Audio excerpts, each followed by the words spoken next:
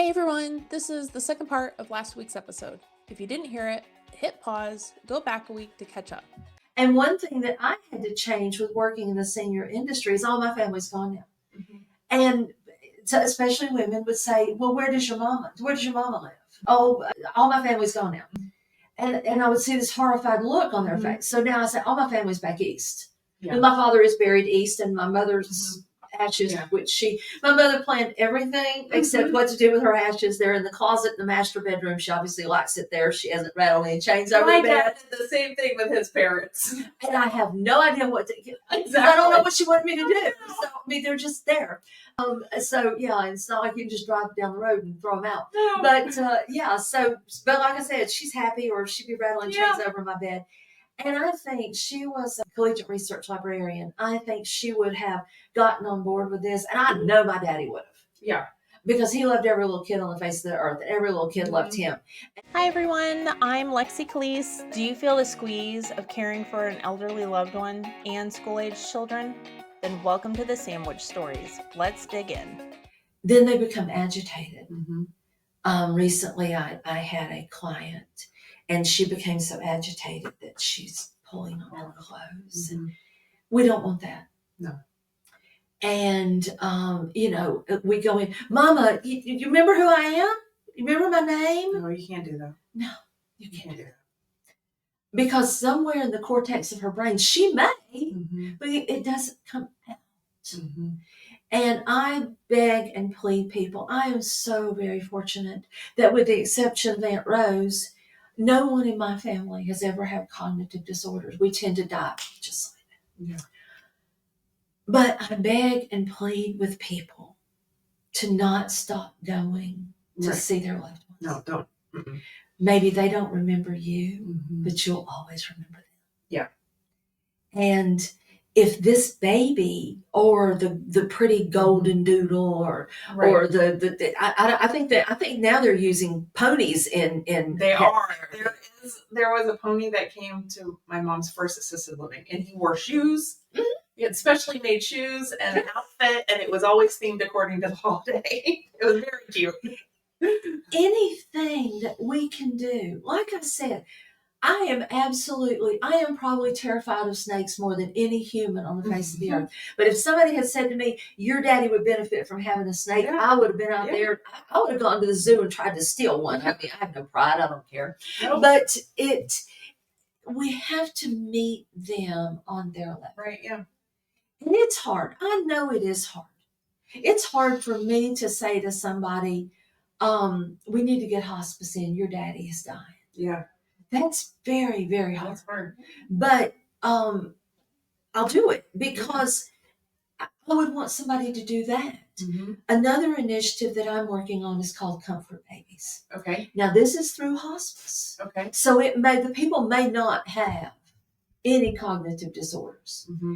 But the hospice volunteers bring out babies. They bring out special guests. Mm-hmm. And they bring out babies.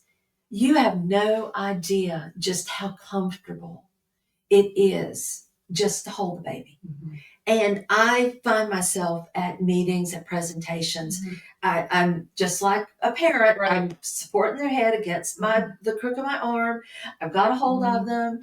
And I'm comfortable because I have this. But what I tell the hospice companies is, now when you go in and somebody's all loved and hugged up on that baby, I have to trust you not to snatch that baby out of their arms and go to the next place. Then you have to leave that baby. Mm-hmm. Now, when we give babies in communities, this is your baby. Mm-hmm. And when you leave, whether you leave to go somewhere else or you pass away, the baby is given to the families. Most of our people that have babies are buried with their babies. Oh my goodness.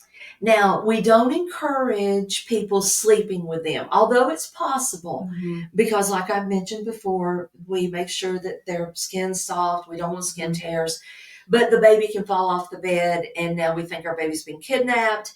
There's a lot of issues. But to me, if this baby helps them to sleep better, that's a hill I'm not willing to die on. Right. So with that said, how do you do, so when you have communities and someone has it, do people or families set up maybe like a Moses basket or a small bassinet of some sort to help put the baby down to bed? Or Yes, they do. Normally, communities now are starting to make a nursery.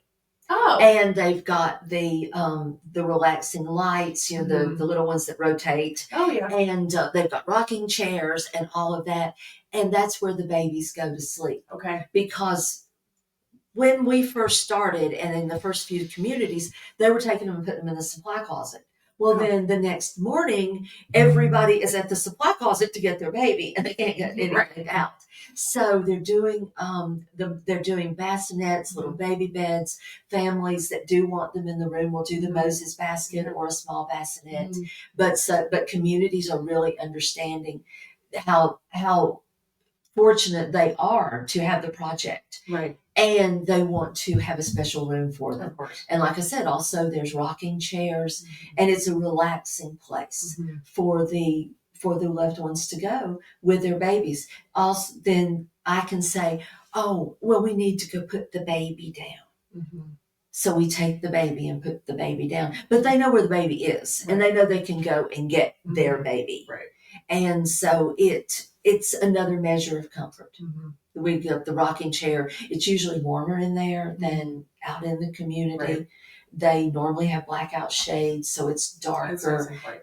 It fosters a relaxation. Oh, that's nice. Yeah. No, I worked at a nursery one time, and I had the infant room, and it was always, I was like, I don't know how I stayed awake because we had 3 infants all around the same age, around 6 months. Yeah. And it was always dark because everybody is always sleeping. I don't know how I stayed awake doing that job for a while, but I can understand if you have that room and it's a blackout, because we had blackout shades, we had sound machines, so we had the white noise. Yes. It was warm. And then I was like, oh my God, I'm just going to sit here with all these babies and I'm going to fall asleep. One of our communities, and I'd really like to give a shout out to them, is Arabella of Red Oak. Okay. And if you're familiar with Red Oak, Texas, I know it where it literally is. a street. Yeah, I Very- know of it. Very small. Yeah. They have a magnificent community down there. And they have a beautiful nursery. Last year, they did because they're actually our first community here in the area. They gave the babies a birthday party. Oh, I went down, there was cake, all the babies had on hats. Oh, It was absolutely wonderful. And the residents loved it. And that's where the babies, they had big baby beds, and that's where the babies were. And it was a warm, festive room that when you walked in, you felt love. Right. So I give a huge shout out to Arabella of Red Oak, because they're showing the way for the other, they're part of the Civitas group. Okay. They're showing the way for the other Civitas communities. Okay. Now, with that, are most of the communities that you're in, they tend to be smaller communities, or are they larger? It's a mix. It's just a mix. Exactly. We'll be in care homes. Okay. We'll be, of course, in private homes with a home caregiver, and we're in tremendously large communities. Okay. And then we work with community groups like Civitas, Phoenix over on the East Coast, a lot of the huge groups. Right. You're not going to find gigantic memory care because they need so much hands-on. Right. But, in assisted living, they like dressing the babies and doing things to help out. So we just, wherever there's a need, our motto is we're changing the world one cuddle at a time. Oh, that's sweet. Yeah. No. And that's what we're doing. Yeah. And whether it's needed at home or whether it's needed in a huge community, that's what we're doing. Yeah. My mom lives in a community where it's 3 separate buildings according to your level of care. And so with that, we have the level 2 care tends to be obviously the more larger of the community. And then level 3 care, my mom is living in level 3 building because they had a private room, but she goes to level 2 care now for her days. Yes. But like level 1 has 17 people in it, and they're all very capable. They pretty much only have one caretaker in that building because It's the way almost like active living. Yes, exactly. And then level 3 has, I want to say they have about 20 to 25 people that sounds in about level right. 3. Yes. And that, like I said, that's, now that my mom's in that building, my dad actually lived in the same building when he had memory care. So I know the building. But this is something that I think would be amazing for them. And then I said level 2 is bigger. Yeah. They probably have 40 or so people in level 2. And then a lot of times when you have buildings like that, Mm-hmm. you know, you have one family member that needs level 2 care, and maybe the other one's still in level 1 or level 3, level 1. And when they're on the same property, it's much easier because so many times, especially with our married couples, or long-term relationship couples, they don't want to be separated. No. They've never been separated, and they surely ain't starting now. No. And it makes it very difficult. But when you can, you know, even some of the Village on the Parkway buildings, assisted living is on one end and memory care is on the other, so they can actually visit back and forth. And that's really good because, you know, you've taken a person out of their home. Yes. And you've taken them into an entirely different setting. And then to say, okay, we've got to move Dad down here. That is not, it's not going to work really for any of them.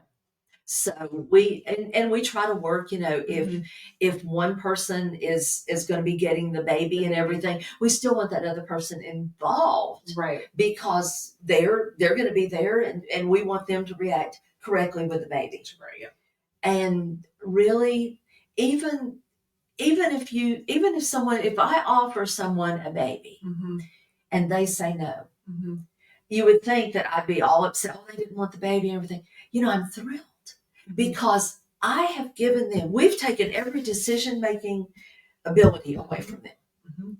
I just gave them the ability to make a decision. If they, no. Right. Then, now sometimes I will leave the baby sitting beside of them and say, well, can I just leave her here for a minute? I need to go help my friend. Sometimes they pick the baby up. Sometimes they don't. Right. But I've given them the ability to make a decision. Yeah. And they haven't been able to make a decision in a long, long time. No, exactly. It's and tough. That thrills me. Now, when I go out and do baby showers, or Tonja, or any of our core group, right, we take volunteers. Now, I always ask for the most difficult residents or the ones where the family is most resistant. Okay. Because it may not turn into a good situation. That's what I do. Yeah. I would rather it be me than you as a volunteer or something like that. Right. So we have our baby showers, our training, everything down to a fine art. We are doing a lot of new things this year. Okay. We're going to be having a lot of new trainings online, everything like that.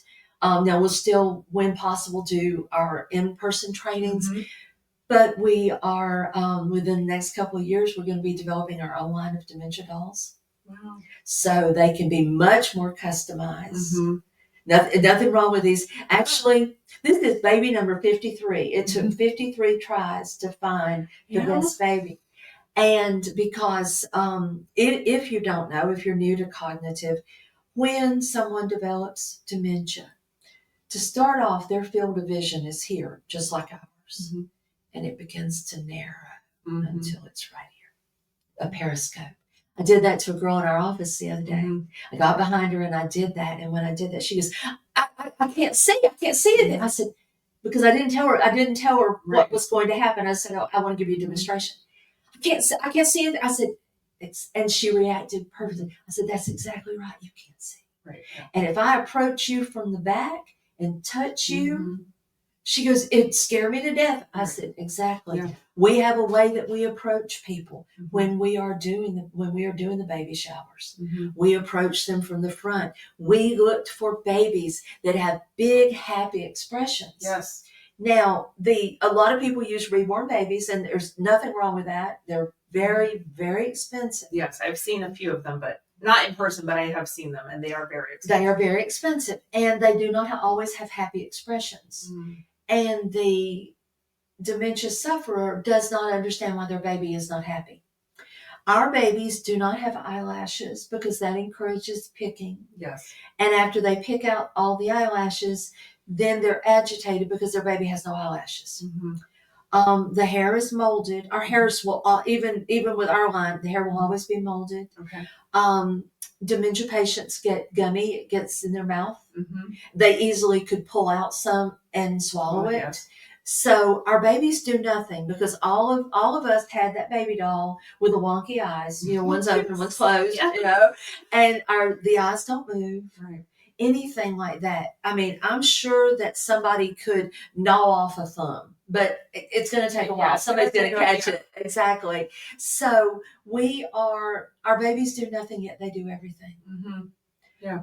So that is, yeah, because her eyes are bright. She looks happy. She's got, and they always point out the little teeth. Yep.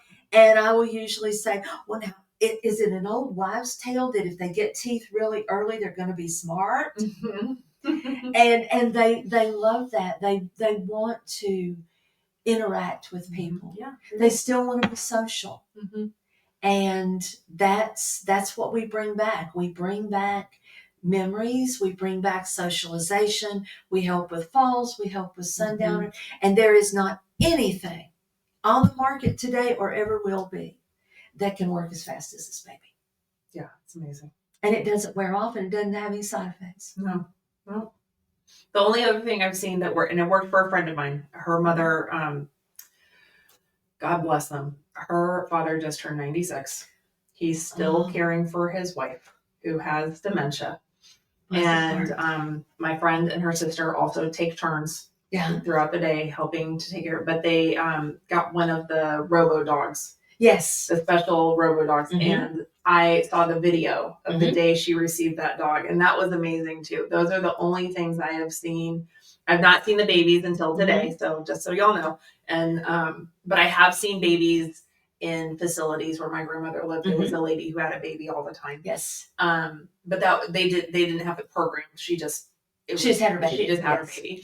And so those are the only times I've ever seen it. But it is amazing because it really did help my friend's mom to be able to have this. And it's a robot. It's a toy. Yes. It's a thing, but it reacts to her. It does the things. But they are a large horse family and animal family. So dogs and cats and things like that are very big in their house and have always been that way. They still live on a horse ranch. Oh my gosh. So to have a dog in the house that she can help take care of is really big because she can't be out there with horses anymore. No. And a lot of people use the battery operated dogs and cats. The only problem with that is you have to change the batteries daily because they will leave them on all day. Yeah, they do. And then the batteries run down. And then grandma wakes up and thinks that her cat's dead. Now we got a problem. I think they have one where they can recharge it. Yes. So they plug him in at night on his bed. Yes. So they put him away, like he has his little bed, and that's where he sleeps. And I think they charge him overnight. And that is the very best because when you do have the battery operated ones, that causes a whole new issue. Yeah, it does. A lot of people will do stuffed animals, and that too is great. The only thing that I recommend is buy multiples of the animal. Yes. Because that way a lot of stuffies cannot be washed and they get kind of rank. Well, or just like everybody knows, your baby had that favorite blankie and you didn't buy 5 of them. And they, it's the same thing. You get stuck to that one blankie. Yes. My son had a favorite blankie and I went and found every single one that I could find of the exact same one. And so he had them everywhere. But if one had to get washed, we had it ready to go. Well, or God forbid one get lost. Yes. We had another one ready to go. And so I can see that. So yes, if you're going to do a stuffy, buy 20 of them. Exactly. And if you can, have them ready. There's actually dementia stuffies on the market that are made out of terry cloth that you can wash. A friend of mine who lives in Nashville, he was helping to take care of a friend of his dad. Pat's friend had passed, so he was helping with his dad. And he calls me and he's like, the stuffy is filthy. What do I do? I said, send me a picture of it. I went all over Dallas. Amazon. I finally found it at CVS, Walgreens. And I just literally, yes, I did. You bought them I out. bought them out. Exactly. And so he had fresh new ones because you could wash them a couple of times and then they began to fall apart. I understand that. So, and these are easily cleaned. You can clean them with a diaper wipe. You can clean them with, a antibacterial. Now, she is sprayed with Scotch Guard. Right. And we will start doing that to send them out. And I have, after I sprayed her, I poured wine, cola, and milk because I wanted something that had the same protein that would be for sputum and urine. And nothing, everything just rolled right. Yeah, So, I was going to ask about that. How? Yes. So, because her body is easily wipeable, but or her face and her arms are, but her actual torso and body. You can sponge it off. It is not going to hurt. Just sponge it off and dry it. But like I said, we will start Scotch guarding. I think that's the name of it. Scotch guarding all of our babies. Okay. But I wanted to try it on her first in case it didn't work.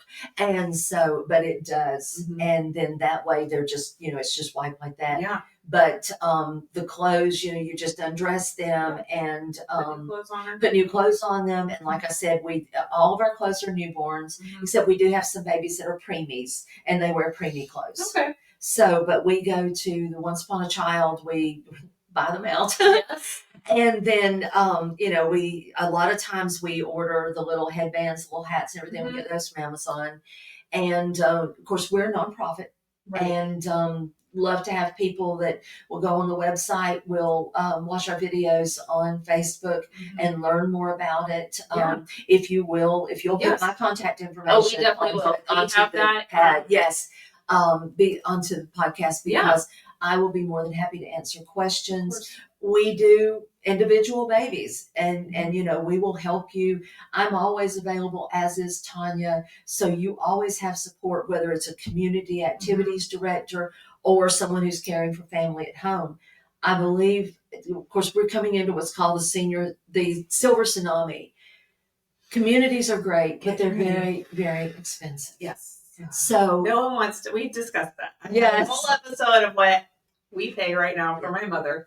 And she's actually moved up a level. So for those who listened to that episode, the price has gone up. Yes, the price has gone up. And sadly, it doesn't go down. No, never. And so families that even had not planned on caring for loved ones at home are now doing this. Yeah. Because unfortunately, only 2% of our population has long-term care insurance. Yep. And so you may not have planned on taking care of mom, but you've got to. And if this helps ease a little bit of that tension, of that pressure, caregivers they don't have a break. No, because like I said, there's so much burnout. And what I see in home care is many times the caregiver themselves will pass before the loved one. We said that my mother was very resistant to having my dad go to memory care at the beginning. She's like, no, this is what I signed up for. This was my job. This is what I'm supposed to do. She was still a college professor at the same time also. Oh my gosh. And I truly believe that maybe her disease would still have come. Yes. Would still have been there, but I think it presented sooner than it would have. Maybe she would have been getting it now at 73 versus 6 years ago. Yeah. And that the stress of still being a college professor, because that's what she loved doing, but then also caring for my dad who had frontal temporal dementia and going through all of those things. But then she's very proud and she has a lot of pride, and even having me help was hard. And so I really do feel that people have, so I really want to, with this podcast, this is kind of the point, is to get it out there and to show people that there is help, like with the babies. If this could give a caregiver at home that, like you said, maybe 45 minutes to make dinner. Yeah.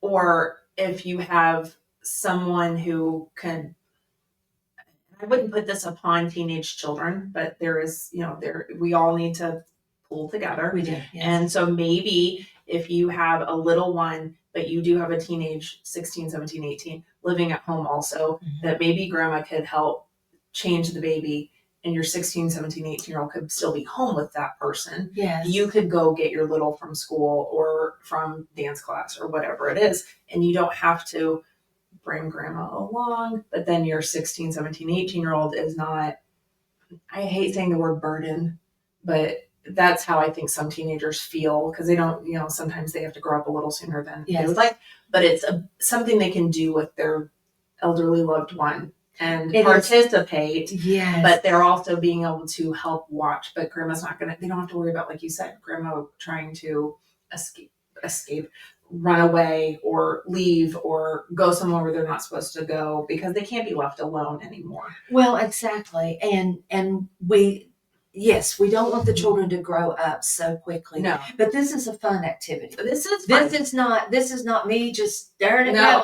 for 35 minutes. Yes. Sometimes it is awkward. You're like, I don't know what to do. My 12-year-old says that sometimes. He's like, we need to go see Grammy.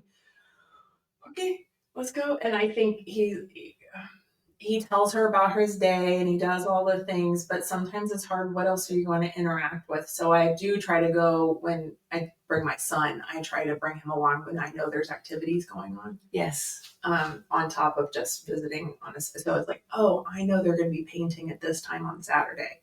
We're going to go see Grammy this time on Saturday, because then they can paint together. Well, exactly. And so, everybody loves bingo. Oh, not my mom. Well, we have a satellite office in the chateau in McKinney. And don't let Whitney be late getting downstairs to bingo. They're literally standing there waiting on her. Now, late to them is 15 to 30 minutes before bingo starts. Yes. She didn't have to be there at 3:00. They want her there at 2:30 to make sure they're going to start at 3:00. Yes. And but so many times, yes, it's hard on the children because they have been thrust into an adult world, and then also they've seen their world change. Then they're sitting there in many cases thinking, well, grandma's got dementia, grandpa had dementia. Is my mom? I'm starting to worry about last week mama lost her car keys. Yeah. And I'll have people to ask me, well, what about, I'm always losing my car key. I said, no, that didn't have anything to do with it, because I've spent the majority of my life looking for my glasses. Because I'm farsighted, so I can do everything in the world without glasses, and everything in my house is black, and so are my glasses. So I got a pair of green glasses. It's easier to find them. But it is hard on the kids because they're taking on an adult role. They're already worried about you and your husband because, hey, I've seen this. What's going to happen with mama? Is she going to get it at 62? Do you know how mom is now? Oh, she's 4. Oh, yeah. And that's being thrust upon them, where this is fun. Yeah, this is super fun. Even for my son, he's 12. He's not going to be like, oh yeah, I get to play with dolls with Grammy. But I think it's one of those that it would be something, even as he got older, he can participate with, because my mom is still she can still interact, but as if it would have been easier with my dad, because my dad was nonverbal at a point, but then my son was much younger before my dad passed, and it was something they could have played with together. Exactly. Because like you said, you do see the change. When my son showed up, my dad lit up. And it was like this. Yeah. And my dad was a big guy. So when my son was 3, it was like he could almost like climb on Grandpa Charlie because my dad was such a big guy. Yeah. And he would sit there and let my son do it. But you could see even in photos, my son just sitting with him watching TV, but you could see the change in my dad's face. And so to have something like this to interact with would have been really great too. Because like you said, people in facilities, they have the dolls, they have the dogs, they have ponies, whatever it is. My dad would have talked to a dog before he ever talked to a human. Well, exactly. And so, these are the kinds of things too. And like you said, that gentleman who was passing on wisdom to a doll that we all need to learn. But sometimes I find even now as adults, if you have newborns, you get to tell them secrets that you would never tell anybody else. Well, that's true. And so maybe there's an ability to pass things on. To connect on a different level. Mhm. I think about a lot back to, I had an Akita for 15 and a half Mhm. years. And she went through a divorce with me. She went through Mhm. deaths and everything. And she knew all my secrets. Right. And I would sit and talk to Jane at night. You know, she never Mhm. talked back, which I think was a good sign. But I would sit and talk to her at night. Yeah. And tell her things that I wouldn't have even said to my best friend. No. You know, I'm so tired. You know, I'm so upset. Mhm. Things like that. Yeah. And I think that's the babies unlock Mhm. that. Yeah. Just like the golden doodles and the ponies and Yeah. everything. It takes us back to a simpler time. It does. And it makes us feel good. Yeah. And I'm sorry, growing old is not for sissies. No. It's hard. It is very hard. And one thing that I had to change with working in the senior industry is all my family's gone now. Mhm. And so especially women would say, well, where does your mama live? Mhm. Oh, all my family's gone now. Mhm. And I would see this horrified look on their Mhm. face. So now I say, all my family's back east. Yeah. And my father is buried east, and my mother's ashes, Yeah. my mother planned everything except what to do with her ashes. They're in the closet in the master bedroom. She obviously likes it there. She hasn't rattled any chains over My the bed. dad did the same thing with his parents. And I have no idea what to Exactly. I don't know what she wanted me to do. So, I mean, they're just there. So yeah, it's not like you can just drive down the road and throw them out. No. But but like I said, she's happy, or she'd be rattling chains over my bed. And I think she was collegiate research librarian. I think she would have gotten on board with this, and I know my daddy would have. Yeah. Because he loved every little kid on the face of the earth, and every little kid loved him. And I could just see him saying, "Oh, you've got a baby shower? Well, I'll go help you." Yeah. It would have. No, I think this project is amazing. And it brings families together. It does. Now, for those who want to know, and we will put this on the Facebook page and in the link tree so that everybody will be able to find the website. Good. And your information. But just real quick, it is a nonprofit, and if an individual wanted to come and have this in their house, they would reach out to, how would they do that? Well, if it's someone local, reach out to me, and I will make all the arrangements. If they are anywhere else, we have a kit on our website. If you go onto the website, you'll learn everything there is to know about us and about dementia doll therapy. And you can order the kit. And it'll be sent directly to your house. You're still going to get information about the babies. You're going to get your baby blanket, your bottle, all the things like that. But if it is someone local, I would really like to connect with them and be able to, maybe I can help them on a different level and to bring the baby to them. And if it's somewhere that even it's local, but it's far, I can make any kind of arrangement. Right. Get in touch with me. I'll fix it. Yeah. And then what about facilities? If they want it, get in touch with me. They'll get in touch with you. Yes. And is there a large process when it comes to facilities to participate? No, there isn't. It's actually very simple. You reach out, we get you started on your path. The babies are $75 each. And so what the communities do is they raise the money through their vendors, through their families, and sometimes through the physical communities. And buy the babies, then we do the training, then we do the baby shower. So now the individual families can buy the babies. That's fine. Yeah. But it takes the burden off of everything. There is charge for training for the communities, but that's the only charge that they have. All the other money is raised. And it's so funny because I've never had a landscape company to turn down buying babies. And they normally buy multiple babies because a lot of them do have the family members at home. Right. And they understand that because it's more of a community for them. So now going back to Arabella at Red Oak, their activities director literally took her clipboard and went to every business and raised enough money. They bought 75 babies because she wanted spares, and because as people move in and move out. And so she literally went one Saturday, and so we get a pop-up whenever someone donates. Okay. And Tonja, she's calling me. She's like, "What is this? I mean, we're getting the gas station, McDonald's, Walmart bought 4. I mean, we're getting all this." And she literally was going door to door. She had her newspaper article where it had already been written up in their little newspaper. She had a baby with her, and she had a clipboard. Yeah. Now she wasn't saying, "Do you want to?" She was saying, how many babies can I put you down for? Right.